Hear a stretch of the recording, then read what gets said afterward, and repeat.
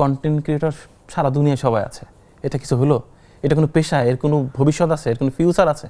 আমি সেই ঘুঘু পাখির ডাকটা নেওয়ার জন্য আমরা এক বেলাও অপেক্ষা করেছি। ঘুঘু পাখি গাছের ডালে বসে আছে, তার যখন মর্জি হবে তখন ডাকবে, আমরা তখন সেটা রেকর্ড নেব। আমরা শিয়ালের ডাক নেওয়ার জন্য আমরা মাঠের মাঝে বসে থেকেছি অনেক রাত অবধি। প্রকৃতির মিউজিকটা আমাদের অ্যাড করার ইচ্ছে ছিল, যেন মানুষের কানের প্রশান্তি হয়। গুলশানে থেকে কখনোই আসলে মাটির ঘরের স্বপ্ন দেখা যায় না। মাটির ঘরের স্বপ্ন দেখতে হলে মাটির সাথে মিশতে হবে। মাটি হচ্ছে খুব মায়াবী একটা জিনিস। বাবার স্বপ্ন ছিল চাকরি করতে হবে, চাকরি করতে হবে, কিন্তু চাকরি আমাকে টানেনি। পৃথিবীর এই রূপ সৌন্দর্য বর্ণনা করবে কে? তার জন্য তো দু একটা পাগল থাকা দরকার। চিত্ত মিডিয়া নিয়ে আমি যত বেশি জানছি তত বেশি অবাক হচ্ছি। মাত্র 10 মাসে ওদের সাকসেস দেখে আমি রীতিমতো আমার চোখ কপালে উঠে গেছে। ওয়াও, এটা মাত্র 10 মাস বয়স। জি। And 2.4 million followers. জি, এবং আমরা এমনও দেখেছি যে 24 ঘন্টায় 2.5 লাখ ফলোয়ারও যুক্ত হয়েছে। আপনার বাবার জন্য একটা লাইন বলে দেই, আঙ্কেল আপনার ছেলে লাখে না কোটিতে একজন। সবাই ডাক্তার, ইঞ্জিনিয়ার, সবাই জজ, ব্যারিস্টার, সবাই লয়ার, সবাই ওই সচিব, এগুলো হওয়ার জন্য পৃথিবীতে আসে না। ও যা তা ওকে জীবনের শেষ দিন পর্যন্ত হতে দেন, ওকে সাপোর্ট করেন। অসাধারণ কাজ করছে আপনার ছেলে। একটা মানুষ নষ্ট হয় কখন জানো? তার স্ত্রীর অসামঞ্জস্যপূর্ণ চাহিদার কাছে। আমি খুব দ্বিধান্বিত ছিলাম। এরপর আমার ক্যান্সার ধরা পড়লো। ও ক্যান্সার ধরা পড়লে ওর মাথার চুল পর্যন্ত পড়ে গিয়েছিল। এরপর হচ্ছে ওর কিছু কন্টেন্ট যেগুলো দেখে আমার ব্যক্তিগত অনুভূতি হয় যে এটাকে তিনি কিভাবে কন্টেন্ট বানালেন। এবং খুব একটা ভিডিও, আমি তো ওই ভিডিওটা অনেকদিন ধরেই দেখি ভিডিওগুলো, এবং রিসেন্টলি একটা ভিডিও যেটা আমার খুব চোখে পড়েছে, মানে মাটি নিয়ে ভিডিও করছেন উনি। এবং সে মাটিটাও যখন আমি ভিডিওটা দেখছি তখন শুধু মাটি না, মাটির সাথে আছে মাটি, এগ্রিকালচার, সাহিত্য, ভিন্ন চিন্তা, এবং সব কিছু মিলিয়ে একটা কমপ্লিট প্যাকেজ। বিষয়টা এরকম না যে শুধু আমি দেখি, অসংখ্য মানুষ তার ভিডিও দেখেন, মিলিয়ন মিলিয়ন ফলোয়ার তার, এবং মিলিয়ন মিলিয়ন ভিউজ তার ভিডিওতে, এবং প্রত্যেকটা কমেন্টই, অলমোস্ট প্রত্যেকটা কমেন্টই পজিটিভ কমেন্ট। আমি যেই কন্টেন্ট ক্রিয়েটরের কথা বলছি তার নাম বলে আপনারা চিনতে নাও পারেন, কিন্তু তাকে দেখে আপনারা চিনবেন। কিন্তু তার যে পেজটা, সেটা আপনারা সবাই জানেন।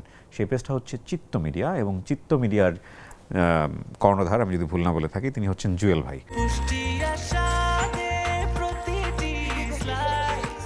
ব্রেকফাস্ট, টিফিন কিংবা স্ন্যাক টাইমে মজাদার আয়োজন মানে অল টাইম ব্রেড।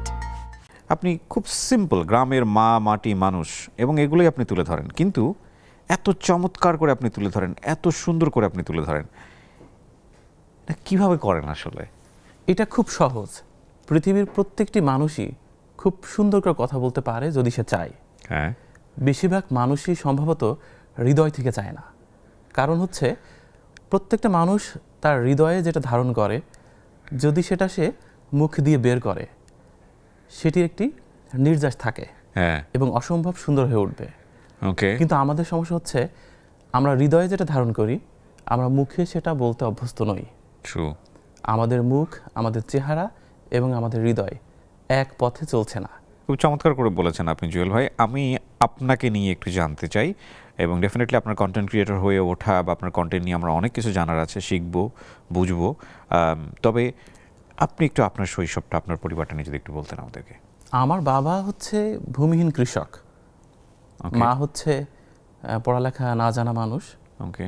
একেবারে গ্রামেই বেড়ে ওঠা আমার, তো একটা কোথাও দুঃখবোধ ছিল। এবং আমি মনে করি প্রত্যেকটা মানুষের জীবনেই দুঃখই মূলত ঐশ্বর্য, সুখ কোনো ঐশ্বর্য না। সুখ বলতে শুধুমাত্র সাময়িক একটা অনুভূতির নাম। কারণ আদতে মানুষ দুঃখকেই একেবারে খাঁচায় পোষা পাখির মতো করে লালন করে। ট্রু। কারণ মানুষ যত সুখেই থাক, সেটা শুধু তার আবরণ। মানুষ প্রকৃত অর্থে দুঃখ পেতেই ভালোবাসে। ট্রু। আমার বেলায়ও তাই ছিল। আমি আসলে একটা দুঃখ এবং জরাজীর্ণ পরিবেশের থেকে উঠে আসা। তো আমি ছোটোবেলায় দেখেছি, এবং আমি তো লয়ের স্টুডেন্ট, আমি তো ইসলামী বিশ্ববিদ্যালয় কুষ্টিয়াতে লয়ে পড়তাম। আচ্ছা। সাহিত্যের সাথে আমার যোগসাধক ছিল না, কিন্তু আমি দেখেছি যে নতুন নতুন তথ্য জেনে আমি ঘুমাতে যেতে চাই, এই যাতনা আমার মধ্যে ছিল। আমার বাবা ছোটবেলায় বইপত্র অতটা কিনে দিতে পারেননি, উনি খুবই নিডি মানুষ ছিলেন। আমি আমার একটা স্মৃতি মনে আছে, আমার মাকে খুব কম মূল্যের শাড়ি বাবা ক্রয় করে এনে দিতেন, যে শাড়িটা ঠিক ভেঙে পড়ার হাত থেকে বাঁচানোর জন্য তার মাঝে পুরাতন পত্রিকা দিয়ে রাখা হতো, ওকে, যেন শাড়িটা একটু স্ট্রং থাকে। তো ওই পুরাতন পত্রিকা আমি ব্লেড দিয়ে কেটে কেটে রাখতাম। আচ্ছা, ঠিক যেখানে সুচিত্রা সেনের কথা আছে, ঠিক যেখানে উত্তম কুমার কিংবা সত্যজিৎ রায়ের কোনো ঘটনা আছে। আমার ছোটোবেলা থেকে একটা চ্যালেঞ্জ ছিল যে আমি প্রতিদিন আমার বাউন্ডারি ক্রস করব। গতকালকের আমি আর আজকের আমি একরকম হব না। আমি একটা নতুন তথ্য নিয়ে ঘুমাতে যাব। ওকে। আমি যেন আমার বৃত্তটা ভেঙে ফেলতে পারি। এটা কোন বয়সের রিয়ালাইজেশন? একদম ছোটোবেলা থেকেই এটা আমার খুব শখ ছিল যে আমি নতুন কিছু শিখি। যেমন আমি প্রতিদিন সকালে আমি একেবারে বাসি বিছানায় আমি চেষ্টা করি যে বাংলা মাসের কত তারিখ আছে এবং কত বঙ্গাব্দ এবং আজকের দিনটি কেন বিখ্যাত।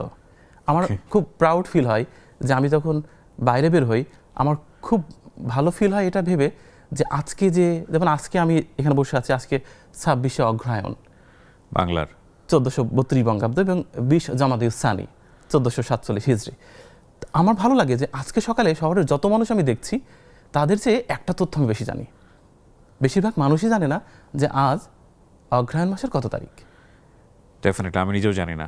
এই যে শেখার আগ্রহটা, তো ছোটবেলায় আমি বলবো যে দুঃখবোধটা এবং ক্রাইসিস আমাকে সত্যি অনেক সহযোগিতা কিন্তু করেছে। এটা তো আপনার মধ্যে যে বোধটা, এটা খুবই পরিশীলিত, প্রেসাইজড এবং খুবই চিন্তাযুক্ত একটা বোধ, যেটাকে আপনি লালন করেছেন ছোটবেলাতে। এটা তো খুব ন্যাচারালি আপনার মধ্যে কি এসছে, নাকি কোনো ইনসিডেন্ট আছে? এটার জন্য কোনো ইনসিডেন্ট নেই, খুব ন্যাচারালি এসছে। আমার কাছে শুধু মনে হয়েছে আমার বন্ধুর চেয়ে আমি একটু বেশি জানতে চাই। আচ্ছা। এবং এই জানাটা সেটা পাগলামির থেকেই শুরু, যে আমার মনে হতো যে যেহেতু আমার ওইরকম অ্যাভেলেবল ভালো বইপত্র নেই, তো ওদের কাছ থেকে আমার একটু প্রায়োরিটি অর্জন করা যায় কিভাবে। ওকে। তো এই প্রায়োরিটি অর্জন করার নেশাটা আমাকে কিছু না কিছু জানতে সাহায্য করেছে সবসময়। আর কয় ভাই বোন ছিলেন আপনারা? আমার একটা বোন আছে শুধু। আপনি বড়? আমি বড়। কখনো কি মনে হয়েছে, যেহেতু বাবা ভূমিহীন কৃষক এবং পরিবারটা নিডি, আপনি যেটা বলছিলেন, যে এই পরিবারের হালটা আমাকে এক সময় ধরতে হবে, বা ওই সেলফ রিয়েলাইজেশনের জায়গায় কি এটা ছিল যে না, আমাকেই এই ভবিষ্যতে এই পরিবারটা সামলাতে হবে? ছিল, এবং আমার মনে হয়েছে আমি পড়ালেখা ছেড়ে দিই, আমি শুধুমাত্র মাঠেই কাজ করি। তার মানে আপনি ছোটবেলা থেকে মাঠে কাজ করতেন? খুব করেছি, ভীষণ। এবং অনেক রোদ, বৃষ্টি, কুয়াশা মাথার উপর দিয়ে চলে গেছে, করেছি। আর করেছি বলেই বারবার মনে হয়েছে যে পড়াশোনাটা করা দরকার। এবং প্রকৃতিকে কাছ থেকে দেখেছি, ঋতুর বদলটা দেখেছি, সকালটা ঘোর কাটিয়ে সূর্য উদয় দেখেছি, হ্যাঁ। তপ্ত দুপুর দেখেছি কাছ থেকে, কাক ডাকা সেই দুপুরে কতটা তৃষ্ণার্ত হতে হয় সেই ফিলটা নিয়েছি। আবার একেবারে সন্ধ্যায় কিভাবে পৃথিবীকে গিলে খায় অন্ধকারটা, সেটাও দেখেছি। তো আপনি যে এই যে সৌন্দর্যের বর্ণনাটা করলেন, এটা হয়তো একজন কৃষক যে এখনো গ্রামেই বসবাস করে তার কাছে খুবই স্বাভাবিক জীবন। জি। কিন্তু যে শিফট হয়ে গেছে তার কাছে ঠিক আছে, ওকে ফাইন, এটা ওই মিসিং এর ব্যাপারটা। তো আপনার এই শিফটিংটা কখন হয়েছে, কোন বয়সে হয়েছে? মানে আমি তো গ্রামে থেকে পড়াশোনা করেছি, আমার স্কুলটা আমার গ্রামে, মাধ্যমিক বিদ্যালয়টাও গ্রামে, কলেজটা হচ্ছে একেবারে বাসা থেকে 2 কিলোমিটারের মধ্যে। আচ্ছা। আমার ইউনিভার্সিটি হচ্ছে আমার বাড়ি থেকে 23 কিলোমিটার দূরে। ওকে। তো আমি বিশ্ববিদ্যালয়ে লয়ে পড়লাম। তো আমার বাবার স্বপ্ন যে আমি যেন লয়ার হই। আচ্ছা। এবং উনি আমাকে সেটা করানোর চেষ্টা করলেন। আমি হাইকোর্টে আসলাম, প্র্যাকটিস করতে শুরু করলাম। আমার দম বন্ধ লাগতো। আমার মনে হতো যে কোর্টে কেন মানুষ আসে, এটা যারা না গিয়েছে তারা বুঝবে না। কোর্ট এবং হাসপাতাল, উইথ ডিউ রেসপেক্ট, কোর্টের প্রতি সম্মান রেখে বলছি, কোর্ট এবং হাসপাতাল, পাবলিক হসপিটাল যেগুলো, আমি সত্যি নিঃশ্বাস নিতে পারছিলাম না। আমি ভুলে যাচ্ছিলাম, আমি সিপিসি, সিআরপিসি, বাংলাদেশ দণ্ডবিধি, এসব ধারার মধ্যে আমি আমার জীবনকে হারিয়ে ফেলছিলাম। লয়ের এক একটা অন্ধকার গলিতে আমি সত্যি একেবারে দিগ্ভ্রান্ত পথিকের মতো ছিলাম। আমার মনে হচ্ছিল যে এটা আমার না, আমি এখান থেকে পালাতে চাই। এবং আমি সত্যি সত্যি পালালাম। বাবাকে বোঝানোর চেষ্টা করলাম যে আমি জেলা জজ কোর্টে প্র্যাকটিস করব। ঢাকা শহরে হাইকোর্টে খুব ঝামেলা। জেলা জজ কোর্টে গিয়ে দেখি সেখানে আরও নাজুক অবস্থা আমার কাছে মনে হয়েছে। যদিও আমি আইনের প্রতি খুবই শ্রদ্ধাশীল, আমি আইনের স্টুডেন্ট, আমার সবসময় ভালো লাগে। লয়ারদের এবং কোর্ট সব ডেকোরামই ভালো লাগে, কিন্তু ওটা আমার সাথে যায়নি। অনেক ভালো তো অনেকের কাছে ভালো না, আমার কাছে তাই। আমি রবীন্দ্রনাথ পড়তে পারছি না, আমি শরৎ সাহিত্য পড়তে পারছি না, আমি জীবনানন্দ দাশ পড়তে পারছি না, তা আমি কিভাবে বেঁচে থাকবো? এই শরৎ প্রেম বা রবীন্দ্রনাথের প্রেম বা সাহিত্য প্রেম এটা কোন বয়সে? এইটা রবীন্দ্রনাথ তো যে যতটুকু মানুষ, যত বয়সের মানুষ, রবীন্দ্রনাথ তার কাছে সেই বয়সী। হ্যাঁ, যে ছোট বাচ্চা তার কাছে রবীন্দ্রনাথ বাচ্চা, যে প্রেমিক তার কাছে রবীন্দ্রনাথ বিশ্বপ্রেমিক। আবার যে সংসারী কিংবা পিতা, রবি ঠাকুর তার কাছে সংসারী এবং পিতা। তো লেখকদের আসলে তো কোনো বয়সের বৃত্তে বাঁধা যায় না। ট্রু। নজরুলের বেলায়ও তাই, যে বিদ্রোহী, নজরুল তার কাছে সত্যিই বিদ্রোহী। আবার যে সত্যিই দিকভোলা, নজরুল তার কাছে দিকভোলা। যে গায়ক, নজরুল তার কাছে গায়ক। এটা জীবনের সাথে জড়িয়ে গেছে কিভাবে? আমার মনে হয়েছে প্রকৃতিকে যদি বর্ণনা করতে হয় তাহলে দু একটা কাব্য প্রতিভা থাকা দরকার। তখনই আমার মনে হয়েছে যে এই যে জীবনানন্দ দাশের যে লেখাগুলো, এই যে ধরুন আকাশলীনার কথাই যদি বলি, সুরঞ্জনা ওইখানে যেও না কো তুমি, বলো না কো কথাই যুবকের সাথে, আমার মনে হয়েছে যে প্রকৃতিকে বর্ণনা করতে হলে এই লোকটাকে আমার দরকার। তখনই তাকে আমার জীবনে আনতে হয়েছে। তো বুকের মধ্যে প্রত্যেকটা লেখকের জন্য আলাদা ঘর তৈরি করতে হয়েছে। জীবনানন্দ দাশের একটা ঘর, রবি ঠাকুরের একটা ঘর। তো আমি আমার জীবনে আমি প্রত্যেকটা কন্টেন্টে আমি সাহিত্যের কম্বাইন করার চেষ্টা করি। True true. কেন করি? আমার মনে হয়, আমি কন্টেন্টের ব্যাপারে একটু পরে আসছি। জি। ওখানে আমি যখন জজ কোর্টে মানে প্র্যাকটিস করতে গেলাম তখন পারলাম না, আমি হাল ছেড়ে দিলাম, বাবাকে বোঝালাম যে আমি চাকরি করব, নো টেনশন। বাবা বলল যে আমি তো বয়স হয়ে যাচ্ছে, তো তোমার একটা চাকরি করা উচিত। এবং আমি ব্যাংকের ম্যানেজারই করতে গেলাম, গ্রামীণ ব্যাংকের ব্রাঞ্চ ম্যানেজার হলাম। খুব ভালো অ্যাডভান্টেজ সেখানে, বাট সেটাও আমি করতে পারলাম না। কেন পারলাম না? সেখানে আমি জানি না যে সেখানকার সুপিরিয়র অথরিটিদের প্রবলেমটা কোথায়। তারা শিল্প সাহিত্যকে নিতেই পারে না। ওকে। মানে আমার টেবিলে আমি জীবনানন্দ দাশের কবিতা রাখছি, রবি ঠাকুরের ছোট গল্প রাখছি, গীতাঞ্জলি থাকছে, তাদের তাতে অনেক জ্বালা, জ্বালার তাদের সীমারেখা নেই। এবং আমি 1 বছর 5 মাস চাকরি করতে আমার 3 জায়গায় বদলি হওয়া লাগছে। বেশি জানার একটা মারাত্মক বেদনা আছে ভিতরে, আপনার জানাতে ইচ্ছা হবে। কারণ আপনি যেখানে অবাক হন, আপনি যেখানে চমকিত হন, পুলকিত হন, খুব স্বভাবজাতভাবেই মানুষ চায় আরও একজন মানুষকে ওই ফিলটা দিতে। তো আপনি যখন পড়ছিলেন খুব স্বাভাবিকভাবে আপনার মধ্যে ক্ষুধা ছিল, ওকে আমি কীভাবে এটা মানুষকে জানাতে পারি, এত সুন্দর একটা বিষয় কীভাবে জানাতে পারি। এবং আপনার সার্কেলটা যখন ওই রকম না হবে তখন এটা ভয়ঙ্কর বেদনার। আমি সত্যিই ভালো কাজ করছিলাম ব্যাংকে, ম্যানেজার হিসেবে ভালোই করছিলাম, কিন্তু তারা সেটা নিতে পারলো না। এবং তারা আমাকে, আমার বাড়ি ঝিনাইদহ, তারা আমাকে বদলি করলো পঞ্চগড়ের চিলাহাটিতে, যেটা খুবই মানে টর্চার। আমি মেনে নিলাম। পঞ্চগড়ে গিয়ে আমি চা বাগানের ভিতরে আমার যত শিল্প সাহিত্য আছে আবার উজাড় করে দিলাম। তারা আরও জ্বলে গেল একেবারে, মানে সেই প্রধান কার্যালয় পর্যন্ত সবার টনক নড়ে গেল যে যেভাবেই হোক মানে থামাতে হবে, এই পাগলকে থামাতে হবে। ওকে। এবং নির্যাতনের পর নির্যাতন। আমার এক সময় মনে হলো ঠিক আছে, বাবাকে বললাম চাকরি ছেড়ে দিব। বাবা বললো না, সম্ভব না। সংসার চলবে কিভাবে? কোনোভাবেই সম্ভব না। তুমি 1 কোটি টাকার কাছে লোন পাবা বাড়ি করার জন্য, চাকরি কেন ছাড়বা? তুমি 9ম গ্রেডের একটা চাকরি করতেছো, গ্রামীণ ব্যাংকের ব্রাঞ্চ ম্যানেজার, স্বপ্নের ব্যাপার, কেন ছাড়তে হবে? মার কাছে বললাম, রাজি না। মা বললো আমি জানতাম তোকে তো কিছুই হবে না, শুধু এটা না, কোনো জায়গায় তো শান্তি নেই। আমি ফোন করলাম আমার ওয়াইফের কাছে, ওকে। ওর নাম হচ্ছে নিশা।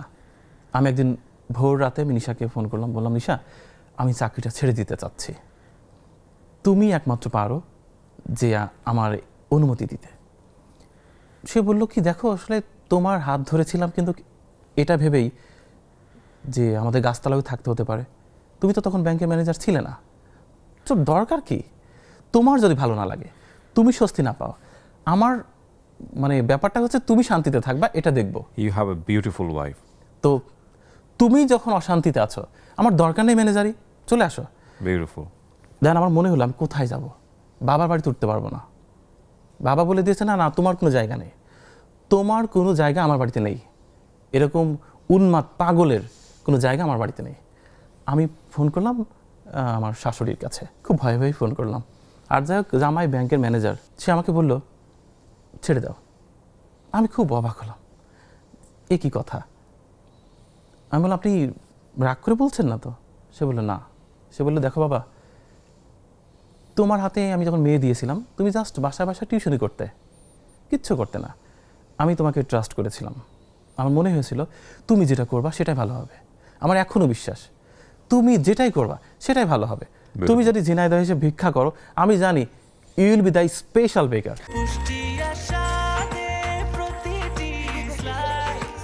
ব্রেকফাস্ট, টিফিন কিংবা স্ন্যাক টাইমে মজাদার আয়োজন মানে অল টাইম ব্রেড।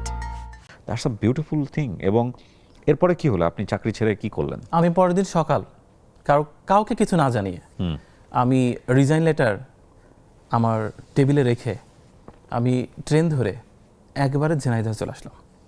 ঝিনাইদহ আসার পর গ্রামে গেলাম না, সুযোগ নেই।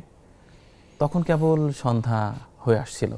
শাশুড়ি বাসায় গিয়ে উঠে পড়লাম, ঘর জামায়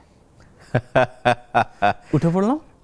শাশুড়ি খুব ভালোভাবে আমাকে উষ্ণ অভ্যর্থনা দিয়েই বরণ করলো, বললো চিন্তা করো না, আমি আছি তো। আমি এখানে বসেই যদি এখন ফোন করি এই মানুষটার কাছে যে আম্মু আমাকে তো একজন আটকে রেখেছে, 5 লাখ টাকা চাই, এত টাকা কোথায় পাবো এখন? সে বলবে চিন্তা করো না, আমি আছি তো। জীবনের সবগুলো ব্যাপারে উনি আমার পাগলামিটাকে প্রশ্রয় দিয়েছে। বিউটিফুল। আমি জানি না ওনার এই ঋণ আমি কখনো শোধ করতে পারবো কিনা, হয়তো বা হবে না। বাবা মার ঋণ তো শোধ হয় না, কিন্তু আমার বাবা মার পর আমার দ্বিতীয় জন্ম দিয়েছে আমার শাশুড়ি। মাশাআল্লাহ। সারা পৃথিবীর মানুষ ওনাকে ধিক্কার দিয়েছে যে একে দিয়ে কিছু হবে না, তোমার জামাই ব্যাংকের ম্যানেজার ছিল, ছেড়ে দিয়ে এখন মাঠে মাঠে ঘুরে বেড়াবে। এটা কোনো কথা হলো? কন্টেন্ট ক্রিয়েটর সারা দুনিয়ায় সবাই আছে, এটা কিছু হলো? এটা কোনো পেশা, এর কোনো ভবিষ্যৎ আছে, এর কোনো ফিউচার আছে? কিচ্ছু নাই এর। তখনও আপনি ভিডিও বানান না? না। বানান কি? আচ্ছা। তখন আমি স্বপ্ন দেখছি যে আমি তো বই পড়েছি অনেক, আমার তো জমানো আছে। হ্যাঁ। শুধুমাত্র ব্যাংকে টাকা জমানো থাকে এমনটিই নয়, পড়ালেখা করাটাও মানুষের জমানো থাকে। তারপর আমি কি করব আমি খুব দ্বিধান্বিত ছিলাম। এরপর আমার ওয়াইফের ক্যান্সার ধরা পড়লো। ও, আমার কাছে তখন 1 টাকাও নেই, আমি কন্টেন্টও করি না, পেজও ওপেন করিনি। আমার ওয়াইফের ক্যান্সার ধরা পড়লো ওকে। এবং তাকে খুব দ্রুত সময়ের মধ্যে কেমোথেরাপি দিতে হবে, তারপর তাকে রেডিওথেরাপির আওতায় নিয়ে আসতে হবে, সেটার অনেক ব্যয়বহুল। তো তখন আমার শাশুড়ি বলল যে এটা তো তোমার চিন্তা করার দরকার নেই, ওর ক্যান্সার ধরা পড়েছে, ও ক্যান্সার পজিটিভ, সেটা আমি দেখব। তুমি যে কারণে তোমার যে তৃষ্ণাটা তুমি সেটা মেটাও। তারপর আমি পেজটা ওপেন করলাম। পেজটা ওপেন করার পর আমার মনে হলো চিত্ত মিডিয়ায় নাম ছিল? চিত্ত মিডিয়া নামে ওকে। পেজটা, এই নামটা দেওয়ার কারণ হচ্ছে চিত্ত শব্দের অর্থ হচ্ছে হৃদয়, হৃদয়, আত্মা, I know. এরকম। মনে হয়েছে কোনো ব্যক্তির নামে না থাক, কোনো মানুষের নামে না থাক। কন্টেন্ট ক্রিয়েটর ব্যাপারটা এত সহজ না।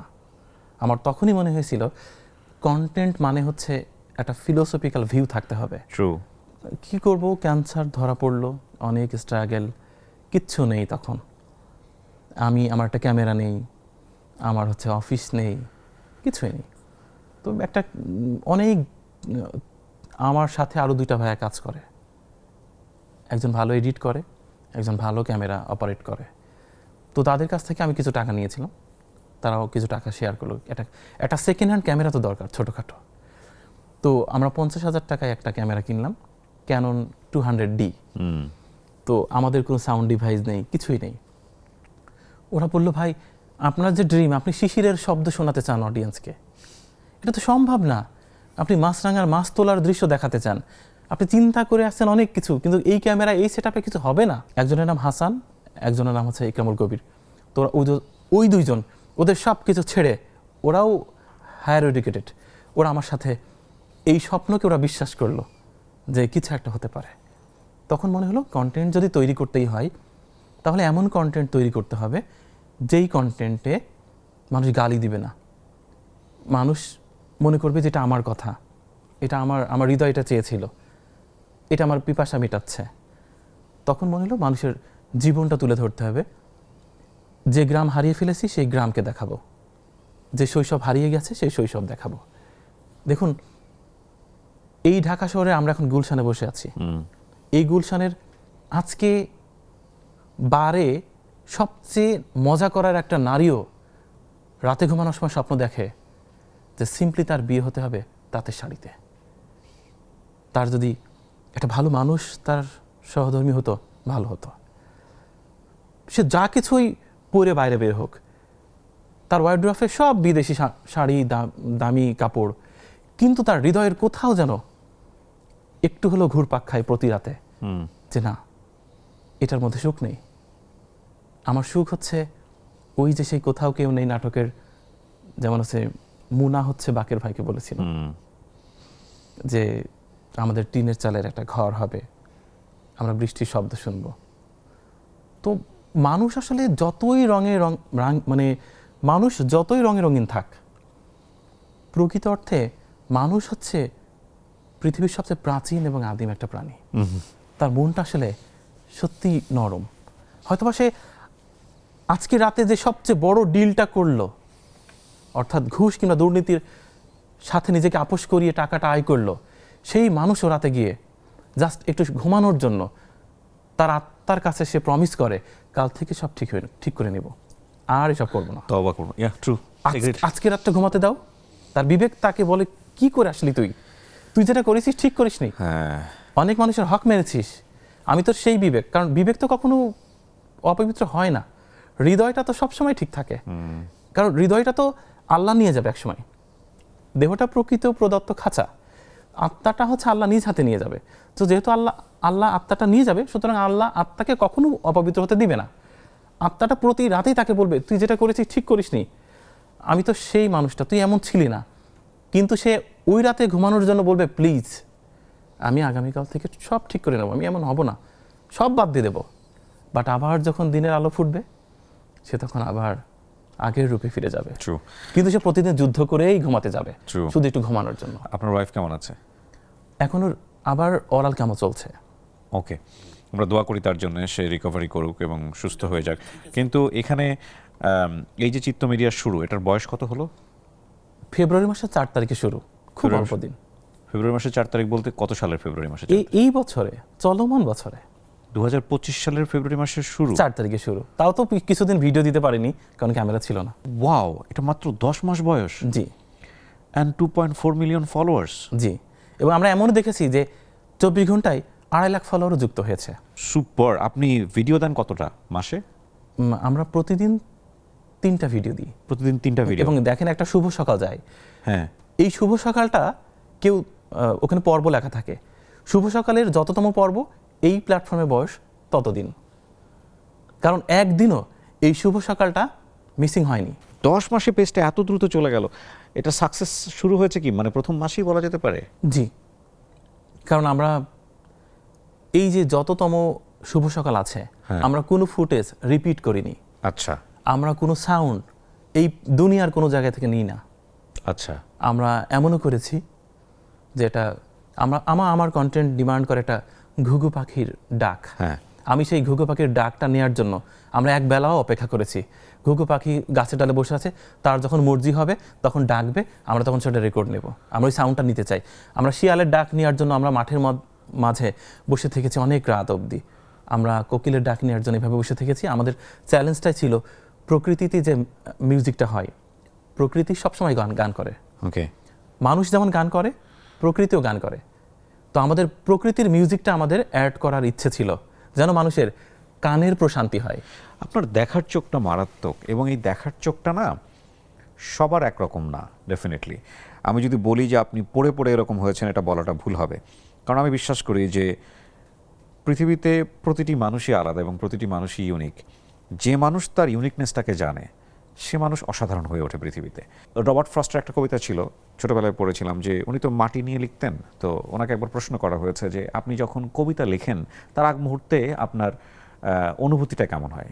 উনি উদাহরণ দিয়েছেন, অনেক সুন্দর চমৎকার একটা উদাহরণ। সেটা হচ্ছে যে আমার গলার মধ্যে একটা মাটির ঢেলা আটকে থাকে, ঠিক পূর্বের অনুভূতিটা হচ্ছে এটা। আর আমি যখন কবিতাটা লিখে ফেলি তারপরে মনে হচ্ছে আমি ঢেলাটা উগড়ে দিয়েছি। তো এই দেখার ব্যাপারটা, এটা আপনার স্বভাবজাত নিশ্চয়ই। এটা আসলে প্রকৃতির সাথে থাকলে মানুষের মন নরম হয়ে যায় নর্মালি। গুলশানে থেকে কখনোই আসলে মাটির ঘরের স্বপ্ন দেখা যায় না। মাটির ঘরের স্বপ্ন দেখতে হলে মাটির সাথে মিশতে হবে। মাটি হচ্ছে খুব মায়াবী একটা জিনিস। মাটির সাথে মিশলে, মাটি ছুঁয়ে দেখলে আপনার হৃদয়ের অনেক কিছু মাটি অ্যাবজর্ব করে নেবে। আপনি কি লেখালেখি করতেন কোনো সময়? না, আমি কখনো লেখালেখি করিনি। আচ্ছা। এবং আমি ওই যে শুরু করার পর আমি কিন্তু আর বাড়িতে যাইনি। আমার বাড়িতে কেউ আমাকে গ্রহণই করেনি এখনো না? মানে এখন তো বাবার কাছে অনেকে বলে যে খারাপ কিছু তো করছে না। বাবার স্বপ্ন ছিল ওই গ্রামের মানুষ যেরকম হয় আর কি, চাকরি করতে হবে, চাকরি করতে হবে। কিন্তু চাকরি আমাকে টানেনি। চাকরি যদি সবাই করবে তাহলে পৃথিবীর এই রূপ সৌন্দর্য বর্ণনা করবে কে? তার জন্য তো দু একটা পাগল থাকা দরকার। এরকম পাগল না থাকলে তো চাঁদের আলো দিয়ে লাভ কি, শীতের হিমেল হওয়া বয়ে লাভ কি? তো আসলে আমি সবসময়ই বাবাকে বোঝাতে চেয়েছি যে বাবা আসলে মানে ভালো কাজ করার একটা মাধ্যম না, অনেকগুলো মাধ্যম আছে। আপনার বাবা বেঁচে আছেন? জি বেঁচে আপনার আছে। বাবার জন্য একটা লাইন বলে দেই। আঙ্কেল, আপনার ছেলে লাখে না কোটিতে একজন। এটা আমি জানি না এটা ভিডিওতে থাকবে কিনা। সেটা হচ্ছে যে আপনি যদি ওর ভিডিওগুলো দেখেন, আমি জানি না এটা আপনার কাছে কেমন লাগে, বাট ও যা তা ওকে জীবনের শেষ দিন পর্যন্ত হতে দেন, ওকে সাপোর্ট করেন। কারণ ও তো কেবল শুরু করেছে, ও কোথায় যাবে যদি গতিপথ ঠিক থাকে ইনশাল্লাহ এটা বলা যায় না। মানে অসাধারণ কাজ করছে আপনার ছেলে। হ্যাঁ, সবাই ডাক্তার, ইঞ্জিনিয়ার, সবাই জজ, ব্যারিস্টার, সবাই লয়ার, সবাই ওই সচিব, এগুলো হওয়ার জন্য পৃথিবীতে আসে না। এবং যারা হয় এগুলা, তারা হয়তো বা মনের কোণে অনেকেরই মানে আগ্রহ নাই, তারপরে সারা জীবন কন্টিনিউ করে যায়। কিন্তু কিছু কিছু মানুষ এই ব্যারিয়ারটা ভাঙতে পারে এবং তারা অসাধারণ মানুষ। আপনার ছেলে সেরকমই একজন, এবং আপনার ছেলেকে পেট্রোনাইজ করা উচিত, পৃষ্ঠপোষকতা দেওয়া উচিত। তো ভাই, আপনাদের ইকোনমিক সাকসেসের জায়গাটা একটু যদি আসি, যে কবে নাগাদ আপনারা মোটামুটি চলতে পারলেন, বা আপনাদের লাইভলিহুডের যে পয়সার দরকার হচ্ছিল সেগুলো আয় হতে থাকলো ফেসবুক থেকে? এখন অবধি আমাদের কিছু নেই। আচ্ছা, কিছু নেই। আমরা 3 জন আছি। ওদের পার্সেন্ট ওরা বুঝে পায় প্রতি মাসে। ওকে। এবং পুরো অর্থটা ওরা হচ্ছে নিজ হাতে ব্যাংক থেকে নিয়ে আসে। আচ্ছা। দেন ওরা আমারটা বুঝে দেয়। আমি ক্যামেরার সামনে পারফর্ম করি বলেই আমি ওদের উপরে সব দায়িত্ব দিয়েছি, ফিনান্সিয়াল দায়িত্বটা ওদের উপর। আলহামদুলিল্লাহ আমরা ভালো আছি, এবং আমরা অনলাইন থেকে যা পেমেন্ট পাচ্ছি আমরা বেশ ভালো আছি। এবং এখানে বলা আছে যে যেহেতু 3টা মানুষ আমরা দুঃসাহসিক একটা আনপ্যারালাল যুদ্ধে নেমেছিলাম, ওরা কত পার্সেন্ট করে পাবে, ওদের হাতে সব ফিনান্সিয়াল দায়িত্ব, আমারটা আমার বুঝে দেয়। দেন বৃদ্ধাশ্রমের মায়েদের জন্য কতটুকু যাবে, কত পার্সেন্ট যাবে, সেটা ওই ডকুমেন্টে উল্লেখ আছে যে এত পার্সেন্ট মানব কল্যাণে ব্যয় হবে। সেইটা আমরা কখনো ভিডিও ধারণ করি না। আমরা মানবিক কন্টেন্ট করি, কিন্তু আমরা যেটা দিই, আমরা যেটা করি সেটা কখনোই ভিডিও ধারণ করি না, হবেও না। ওইটা আমাদের আমল কখনো স্ক্রিনে আনা ঠিক নয়। এবং এটা আমাদের নিজের ব্যক্তিগত আমল, পরপরের জন্য করা। তাই রাতের অন্ধকারে প্রায় প্রত্যেকটি রাতেই আমরা একটা না একটা পরিবারের কাছে ছুটে যাওয়ার চেষ্টা করি। বিউটিফুল। যেটা হচ্ছে আমাদের অহংকার, অহমিকা ভালো, যেটা আমরা কখনো স্ক্রিনে আনার চেষ্টা করি না, আনবো না ইনশাল্লাহ। আমি এখনো নজরুলের মানে শ্যামা সঙ্গীতের দিকে যেতেই পারিনি।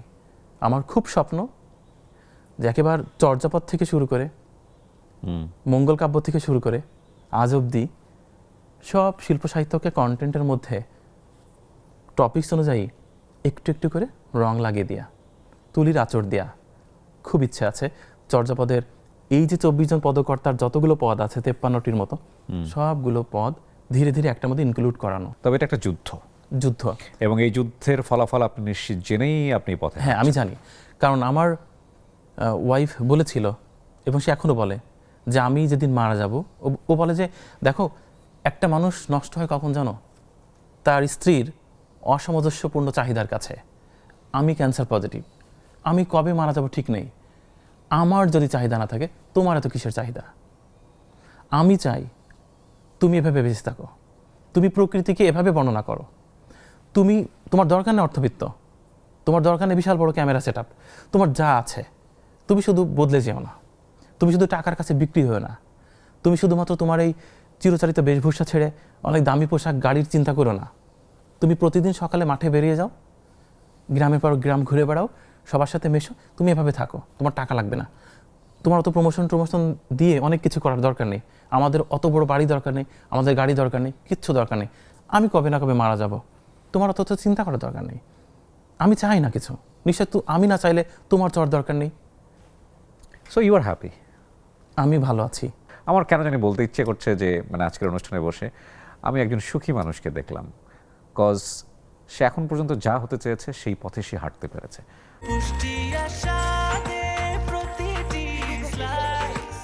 ব্রেকফাস্ট, টিফিন কিংবা স্ন্যাক টাইমে মজাদার আয়োজন মানে অল টাইম ব্রেড। আমার স্ত্রী বলেছিল যে আমি যেহেতু ক্যান্সার পজিটিভ, আমার একাকিত্ব, আমার বিষণ্ণতা, আমার অসুস্থতা আমাকে পাগল প্রায় করে দেয়। তো তুমি আমাকে একটা কাজ দাও, তুমি তো সারাদিন ব্যস্ত থাকো, ছুটে বেড়াও, প্রকৃতির মাঝে থাকো। আমি বললাম ঠিক আছে, আমার আর্নিংয়ের 95% তুমি মানুষকে দিয়ে দিবা, পারবা না? এটা তোমার জব, দেন আমি তোমাকে মাস শেষে স্যালারি দেবো। ও এখন সেই চাকরিটা করছে। ও খোঁজ নেয় যে যেহেতু আমরা শহরে থাকি, কোন চাচি অন্যের বাসায় কাজ করতো, সে এখন অসুস্থ আর কাজ করতে পারে না। ওর প্রতি আমি কৃতজ্ঞ যে আমার নিজের মাথায় চাল ডাল দিয়ে বলেছে চলো ওই কাকির বাসায় যাব। আমি একটা মানুষ পেয়েছি খুঁজে যার হেল্প করতে হবে। আপনার খুবই ব্যক্তিগত একটা প্রশ্ন করতে চাই আমরা অনুষ্ঠানের শেষের দিকে। আমি জানি অনুষ্ঠানটা আজকে ভারী হয়ে গেল শেষের দিকে এসে, এই অনুভূতিটা আসলে এক্সপ্লেন করার মতো না। আপনার জীবনের বেস্ট কোম্পানি, আপনার গল্প শুনে যতটুকু বুঝেছি সেটা হচ্ছে আপনার স্ত্রী। জি। আপনার কখনো মনে হয় না যে যেই মরণ ব্যাধির সঙ্গে সে লড়াই করছে, হঠাৎ করে যে সে যদি আপনার জীবন থেকে মিসিং হয়ে যায়? এইটা আসলে আমার জন্য ভাবা খুব কঠিন, কারণ এই পৃথিবীতে আমাকে কেউ আসলে আমার পাগলামিটাকে প্রশ্রয় দেয়নি, কেউই দেয়নি। এবং আমার বাবা, মা, আত্মীয়স্বজন, আমার আত্মীয়স্বজন পর্যন্ত আমাকে আসলে কোনো প্রোগ্রামে আমাকে কখনো ইনভাইট করতেও চায়নি, কারণ আমার কাছে কোনো টাকা ছিল না এবং আমি চাকরি বাকরি সব ছেড়ে দিয়েছিলাম। তো আসলে আমার স্ত্রী হচ্ছে সবসময় চেষ্টা করেছে আমার শখটা পূরণ করতে। শখটা পূরণ করতে বলতে কি, ও চেয়েছে আমি যেন সবসময় আমি প্রকৃতির সাথে থাকি এবং বদলে না যাই। ও ক্যান্সার ধরা পড়লে ওর মাথার চুল পর্যন্ত পড়ে গিয়েছিল। এরপর হচ্ছে ওর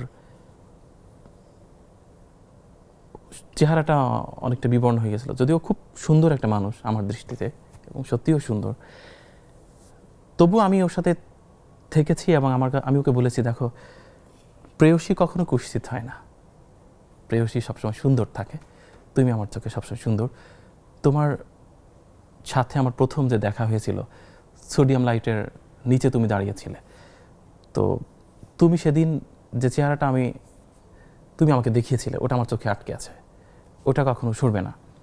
আমার মনে আছে যে আমাদের এত ক্রাইসিস চলছিল যে আমার একটা মামাতো বোনের বিয়েতে আমাকে ইনভাইট করা হয়েছিল, বাট আমার কোনো টাকা ছিল না।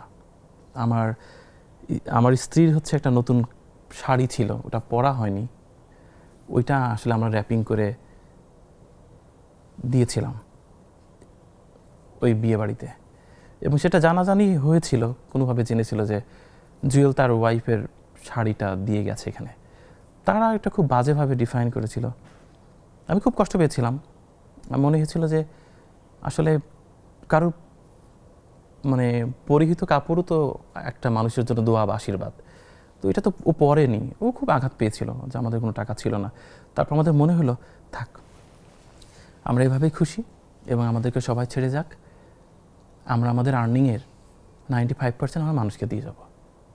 এবং যেহেতু ওর ভিতরে একেবারেই লোভ নেই, তো আমার মনে হয়েছে ভালোই হয়েছে, একভাবে জীবনটা সংক্ষিপ্ত হয় সেই ভালো।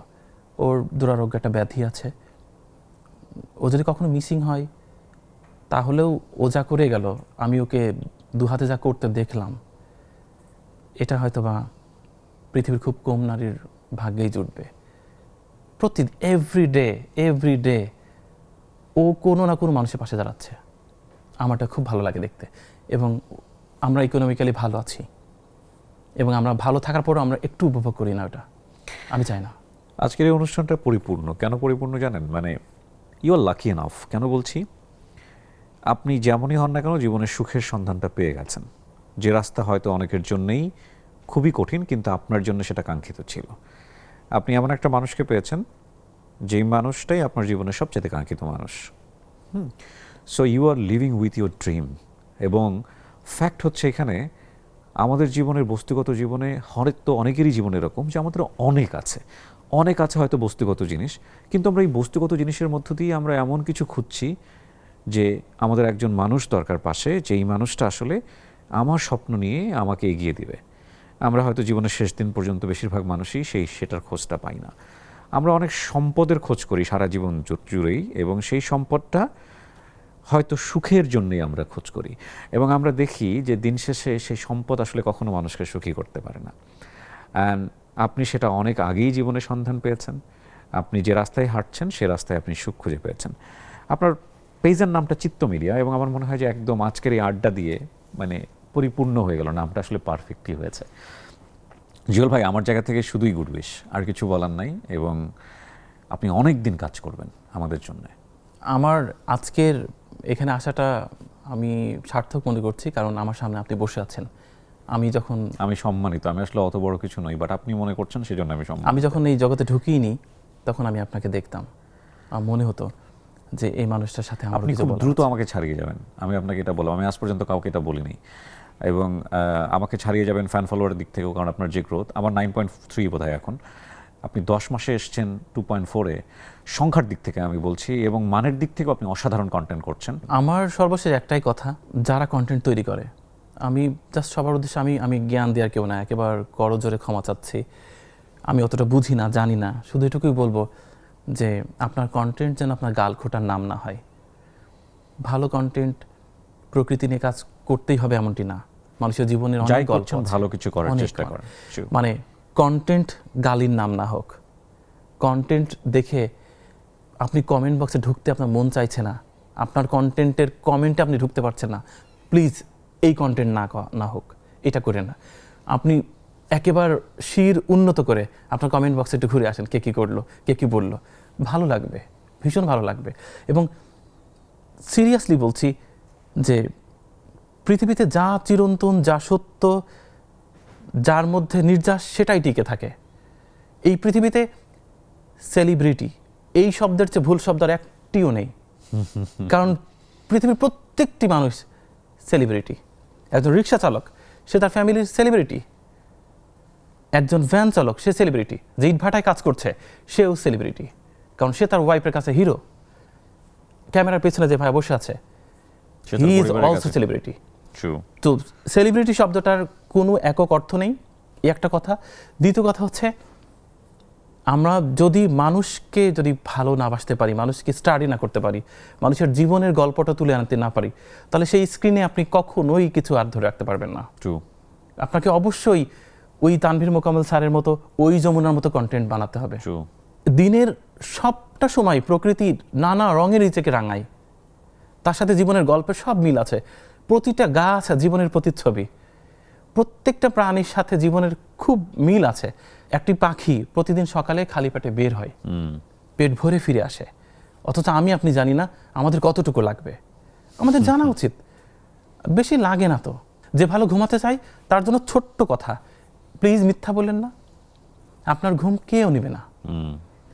শুধুমাত্র আপনি ঘুম কিনতে চান, স্লিপিং পিলের টাকাটা অন্য কাউকে দিয়ে দেন, দেখবেন আপনি এমন সুন্দর ঘুমাচ্ছেন, ভাবনার বাইরে। আপনি শুধু কাউকে মিস ইনফরমেশন দিয়ে না, এইগুলোই আপনার স্লিপিং পিল। অসাধারণ, অনেক অনেক শুভকামনা জুয়েল ভাই, আপনি অনেক ভালো থাকেন। শেষ করি আমরা, এবং আপনি আরামসে এবং আপনি নিরাপদে আপনার ঝিনাইদহে ফিরে যাবেন, এই দোয়া থাকলো। আপনি দোয়া করেন আমি যেন কখনো অর্থের কাছে হেরে না যাই। আপনি হারবেন না, আমি যেন কখনো অসৎ না হয়ে উঠি, অর্থের কাছে না হেরে যাই, এবং আপনি আমার প্রিয় মানুষ, আমি আপনার এনলাইটেন। আজকের আড্ডাটা আমার মনে থাকবে। আমাকে আড্ডা মনে রাখা খুব মুশকিল, বাট আপনি আমার মাথায় থাকবেন, হ্যাঁ, এবং আপনার জন্য অনেক অনেক দোয়া। Thank you. দর্শক, আমরা শেষ করছি আজকের এই আয়োজন। যারা এতক্ষণ পুরোটুকু দেখেছেন, আমার মনে হয় তাদের ভেতরের যে অনুভূতিটুকু হয়েছে, সেই অনুভূতিটুকু নিয়ে আমরা যেন আমাদের নিজের মানুষটাকে খুঁজি। এই নিজের মানুষটা সৃষ্টিকর্তা আমাদেরকে যেভাবে পৃথিবীতে পাঠিয়েছেন, তিনি সেট করেই পাঠিয়েছেন। আমরা যেন নিজের মানুষ হয়ে ওঠার চেষ্টাটুকু করি, তাহলে আমরা পৃথিবীকে কিছু দিতে পারবো, এবং সেটা সবচেয়ে সুন্দরভাবে দিতে পারবো। শেষ করছি আজকের মতো। আসসালামু আলাইকুম।